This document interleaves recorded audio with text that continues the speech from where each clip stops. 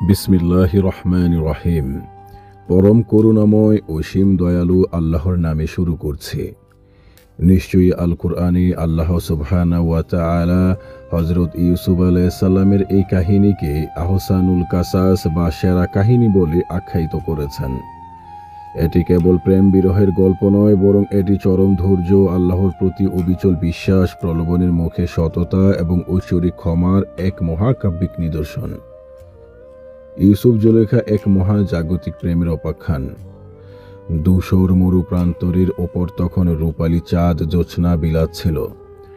নবী ইয়াকুব আলাইহিসসালামের তাঁবুতে তখন এক অলৌকিক নীরবতা। সেই তাঁবুর এক কোণে ঘুমিয়েছিল এক কিশোর, যার চেহারার দিকে তাকালে মনে হতো যেন স্বর্গের সমস্ত আলো কোনো এক জাদুকরি তুলিতে তার মুখে মেখে দেওয়া হয়েছে।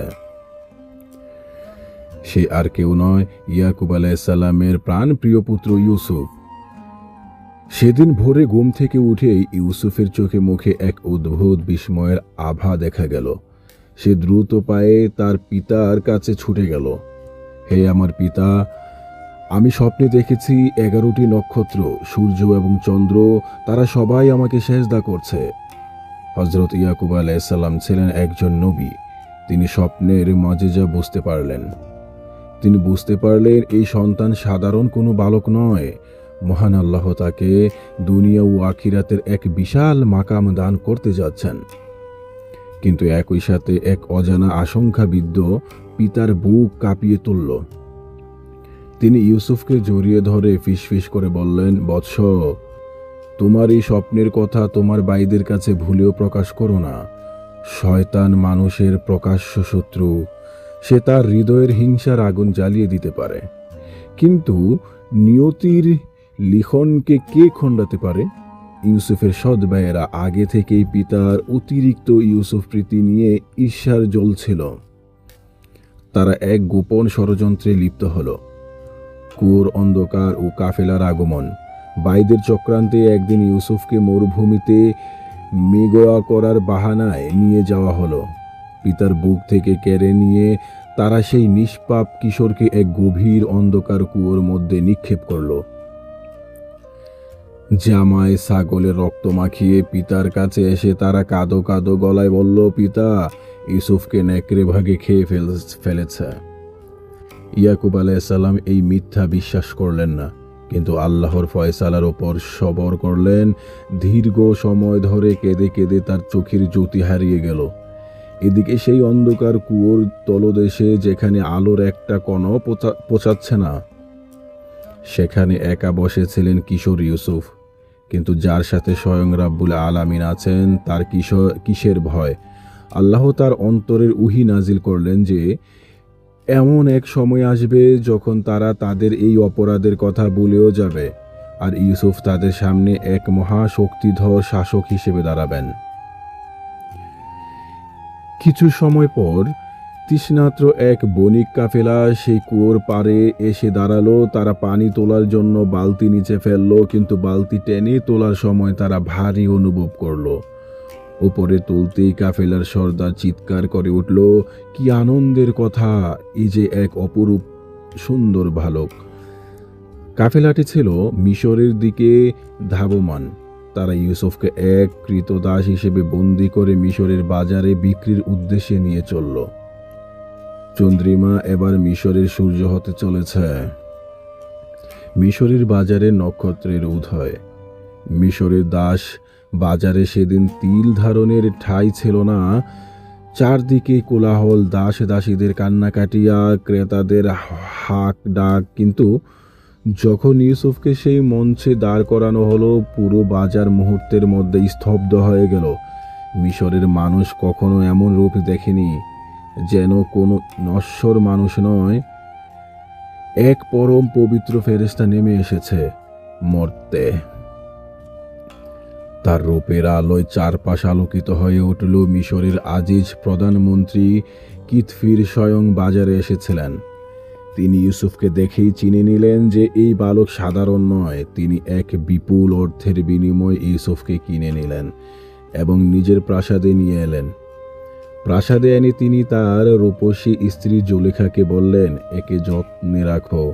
হতে পারে সে আমাদের উপকারে আসবে, কিংবা আমরা তাকে পুত্র হিসেবে গ্রহণ করে নেব।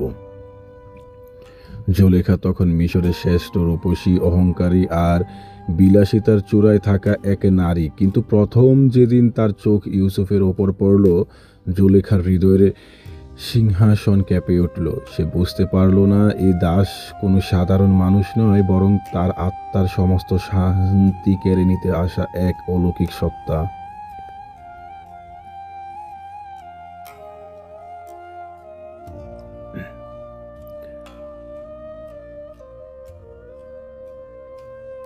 ইউসুফ জুলেখা এক মহাজাগতিক প্রেমের উপাখ্যান, যৌবনের অগ্নি পরীক্ষা ও পবিত্রতার জয়গান। মিশরের আজিজের প্রাসাদে দিন কাটতে লাগলো। সময়ের সাথে সাথে কিশোর ইউসুফ এক পূর্ণ যুবকে পরিণত হলেন। আল্লাহ সুবহানাহু ওয়া তাআলা তাকে শুধু বাহ্যিক রূপই দেননি, বরং দান করেছিলেন প্রজ্ঞা, জ্ঞান এবং এক অপার্থিব ব্যক্তিত্ব। তার হাঁটাচলা, কথা বলা আর চোখের চাউনিতে এমন এক পবিত্র আলো ছিল, যা প্রাসাদের দাসে দাসী থেকে শুরু করে সবাইকে মুগ্ধ করে রাখত। কিন্তু এই রূপই হয়ে গেল তার জন্য এক কঠিন পরীক্ষা। দিনের পর দিন, রাতের পর রাত জুলেখা ইউসুফকে দেখতেন। ইউসুফের প্রতি তার এই ভালো লাগা ধীরে ধীরে এক তীব্র অনিয়ন্ত্রিত ভালোবাসায় রূপ নিল। জুলেখা ছিলেন মিশরের অন্যতম সেরা রূপসী, ক্ষমতার শীর্ষে থাকা নারী, যার এক ইশারায় পুরো রাজ্য কাঁপত। কিন্তু আজ তিনি নিজের প্রাসাদেরই এক দাসের প্রেমের জালে বন্দী। জুলেখার রাতের ঘুম হারাম হয়ে গেল। তার অন্তরে শুধু ইউসুফ নামের এক তৃষ্ণা জেগে রইল। অবরুদ্ধ কক্ষের সেই আহ্বান। একদিন জুলেখার ধৈর্যের বাঁধ ভেঙে গেল। তিনি এক গভীর ষড়যন্ত্রের জাল বুনলেন। প্রাসাদের ভেতরে একটি বিশেষ কক্ষ, যার চারপাশ ছিল নিরেট দেয়ালে ঘেরা। সেখানে তিনি ইউসুফকে কোনো এক কাজের বাহানায় ডেকে পাঠালেন। ইউসুফ কক্ষে প্রবেশ করা মাত্রই জুলেখা এক এক করে 7টি দরজা সবগুলো ভেতর থেকে বন্ধ করে দিলেন এবং শিকল তুলে দিলেন। চারদিকের আলো তখন ম্লান, বাতাসে সুগন্ধির তীব্র মাতাল করা ঘ্রাণ। জুলেখা তার সমস্ত রাজকীয় সৌন্দর্য আর মায়াবী রূপ নিয়ে ইউসুফের সামনে দাঁড়ালেন। তিনি অত্যন্ত আকুল হয়ে বললেন, হে ইউসুফ, এসো, আমার কাছে এসো। একদিকে এক পরম রূপসী নারী, নির্জন কক্ষ, রাজকীয় ক্ষমতা এবং পাপের হাতছানি। অন্যদিকে এক নিঃসঙ্গ যুবক। মানুষের মন এখানে খেই হারিয়ে ফেলাটাই স্বাভাবিক ছিল, কিন্তু ইউসুফ আলাইহিসসালাম সাধারণ কোনো যুবক ছিলেন না। তিনি ছিলেন আল্লাহর মনোনীত পবিত্র রূহ। জুলেখার এই কামনার আহ্বানের মুখে ইউসুফ আলাইহিসসালাম এক মুহূর্তের জন্য দ্বিধাদ্বন্দ্বে ভুগলেন না। তিনি তার চোখ অবনত করলেন এবং ধীর কণ্ঠে বললেন, নাউজুবিল্লাহ, আল্লাহর আশ্রয় চাচ্ছি। নিশ্চয়ই তিনি আল্লাহ আমার রব, যিনি আমাকে উত্তম আশ্রয় দিয়েছেন। নিশ্চয়ই জালেমরা কখনো সফল হয় না। দরজার দিকে দৌড় এবং ছিঁড়ে যাওয়া জামা। ইউসুফ আলাইহিসসালাম জুলেখার প্রলোভন প্রত্যাখ্যান করে সেই বন্ধ দরজার দিকে দৌড় দিলেন। তিনি জানতেন দরজা বন্ধ, তাও তিনি আল্লাহর উপর ভরসা করে দৌড়ালেন। জুলেখাও দমে যাওয়ার পাত্রী ছিলেন না। কামনার উন্মাদনায় তিনি ইউসুফকে পেছন থেকে টেনে ধরার জন্য পেছনে পেছনে ছুটলেন। ইউসুফ যখন প্রথম দরজার কাছে পৌঁছালেন, এক অলৌকিক উপায়ে বন্ধ দরজা তালা খুলে গেল। তিনি একের পর এক দরজা পার হতে লাগলেন। একদম শেষ দরজার কাছে যখন ইউসুফ পৌঁছালেন, জুলেখা পেছন থেকে তার জামা টেনে ধরলেন। তীব্র টানে ইউসুফের জামার পেছনের অংশটি ছিঁড়ে গেল। ঠিক সেই মুহূর্তে দরজাটি খুলে গেল এবং বাইরে দাঁড়িয়েছিলেন জুলেখার স্বামী, মিশরের আজিজ কিতফির, সত্যের সাক্ষী এবং ষড়যন্ত্র। হঠাৎ স্বামীকে দেখে জুলেখা থমকে গেলেন, কিন্তু নিজের অপরাধ ঢাকতে তিনি মুহূর্তের মধ্যে এক মিথ্যা নাটক সাজালেন। তিনি ইউসুফের দিকে আঙ্গুল তুলে স্বামীর উদ্দেশ্যে বললেন যে যে ব্যক্তি তোমার স্ত্রীর সাথে মন্দ কাজ করার ইচ্ছা করে, তার জন্য কারাগারে নিক্ষেপ করা বা যন্ত্রণাদায়ক শাস্তি ছাড়া আর কি দণ্ড হতে পারে। ইউসুফ আলাইহিসসালাম শান্ত কিন্তু ধীর কণ্ঠে নিজের পবিত্রতা ঘোষণা করে বললেন, উনি আমাকে ফুসলিয়েছিলেন এবং আমার অনিচ্ছা সত্ত্বেও আমার পেছনে ছুটেছেন। আজিজ যখন দ্বিধায় পড়ে গেলেন যে কার কথা সত্য, তখন জুলেখার ওই পরিবারের এক বুদ্ধিমান শিশু, কোনো কোনো বর্ণনা এক প্রাজ্ঞ ব্যক্তি আল্লাহর হুকুমে সাক্ষ্য দিয়ে বলল, যদি ইউসুফের জামা সামনের দিক থেকে ছেঁড়া থাকে তবে জুলেখা সত্য বলেছে এবং ইউসুফ মিথ্যাবাদী। আর যদি তার জামা পেছনের দিক থেকে ছেঁড়া থাকে তবে জুলেখা মিথ্যা বলেছে এবং ইউসুফ সত্যবাদী। আজিজ সঙ্গে সঙ্গে ইউসুফের জামা পরীক্ষা করলেন।